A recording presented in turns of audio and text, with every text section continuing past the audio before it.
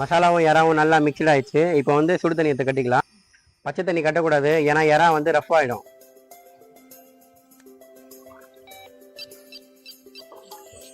தண்ணி எவ்வளோ கட்டியிருக்குன்னு கணக்கு கேட்டால் கணக்கு கிடையாது.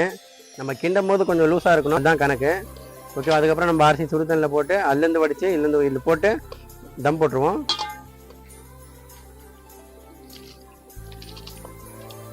உப்பு கரெக்டாக இருக்கான்னு பார்த்துக்கலாம்.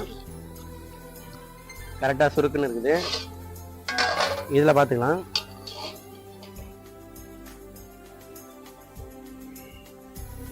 இதுவும் கரெக்டாக இருக்குது, வேறு எதுவும் ஆட் பண்ண தேவையில்லை. இந்த கரம் மசாலா அதெல்லாம் போடக்கூடாது.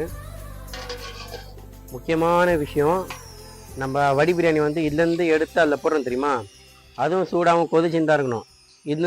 இதுவும் சூடாக இருக்கணும். நம்ம எடுத்து போடும்போது அப்போ தான் சாப்பாடு கரெக்டாக லெவலாக தம் ஆகும். இல்லைன்னா கொலன்னு சொதன்னு ஆகிடும். ஓகேவா? நம்ம எடுத்து போடும்போது இதுவும் வந்து கொதிச்சுட்டு இருக்கணும்.